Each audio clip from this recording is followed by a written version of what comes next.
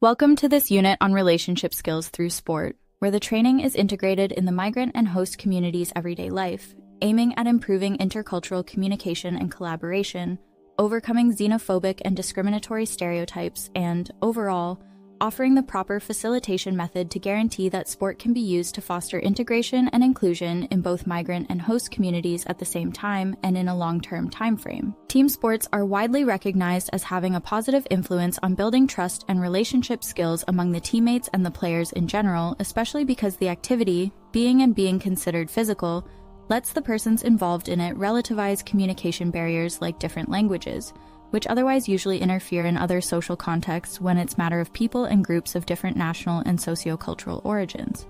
The benefits of sharing sport activities across different groups, especially those coming from migrant and host communities together, are however usually obtained through episodic and spontaneous activities at a local level, which can be difficult to replicate elsewhere or sustain in time without a standardized structure and a self-reflective method.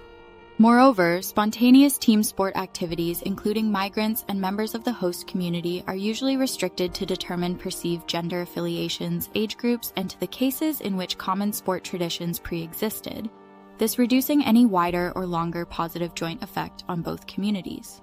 More specifically, the social categories not usually included in spontaneous common sport activities are any age groups older than young people or young adults, since sport is very often cross-culturally considered something that isn't continued once you become fully adult, for example when family and work responsibilities occupy most of your everyday life, and any gender which is not traditionally associated to a specific sport and that, therefore, is intuitively not considered in any spontaneous common traditional sport activity, for example football not being considered appropriate for girls and women. Besides this, internal specific gender biases may exist in one of the two communities, preventing one party to participate in a potentially common activity, for example dance being considered only for girls and women in a determined socio-cultural community. Another general bias may pertain a specific sport activity that overall is not considered appropriate for one of the two communities, for example because of rules about the dress code or religion-based boundaries. However, the social-emotional learning approach to sport may find a way to respect all the different kinds of boundaries existing in the context as described until now and, at the same time, provide a way to challenge the biases which can be addressed without risking to harm the different kinds of cultural sensitiveness by relying on the practical and active involvement of the beneficiaries themselves and, through the facilitator's work, allowing them to find a middle ground in which authentic and long-term relationship can be structured. Some of the characteristics of the SEL approach to sport in this sense are 1. Promoting benefits at an individual level. SEL best practices show that individuals who are introduced in conscious and empowering sets of self-reflective physical activities may create or deepen relationships with members of different communities without having to question their own set of beliefs, but rather bending the expressions of their presence in a local context in order to grant outward communication and making it stable in the future. 2. Promoting benefits at a team level.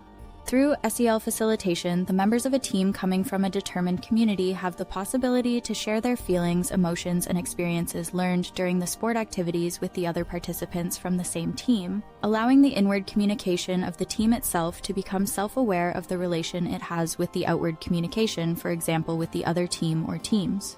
3. Promoting mutual awareness in selecting the roles of the game at the activity level. The practitioners are invited to swap their roles in the activities with each other and form mixed teams instead of the ones based on their appartenance to the migrant or the host community only. Once the rules of the game are set and a safe and respectful environment is ensured, the participants can realize that belonging to a team doesn't depend only on the perceived origin or identity, but can be restructured based on the wider dynamics of the activity itself. 4. Focus groups beyond the sport activity feedback. The trainer, the facilitator, and the practitioners attend sessions in which they discuss about the roles they had individually, at the team level and/or at the activity level, and correlate them to non-sport contexts, with priority to the ones which involve them all in everyday life. At the double community level, the discussions have to address both the relationships as they saw or experienced them before the activities and the new relationships they built during them and the ones they can keep after them as well. The SEL approach will be the glue of the reflection sections and will determine how the sport activities shall be replicated in order for the benefits to be sustainable in time and how these benefits shall positively interest the wider communal relationships in the reference context. Summarizing, the specific outcomes of this module will be 1. Build stronger, healthier relationships with individuals from diverse cultural backgrounds. 2. Improve intercultural communication and collaboration skills. 3. Develop empathy and inclusivity. 4. Deconstruct personal stereotypes and challenge xenophobic attitudes. And 5. Understand the benefits of sport in building inclusive communities. Enjoy your training experience and remember that we are not defined by the world, but the relationships we create define the world itself.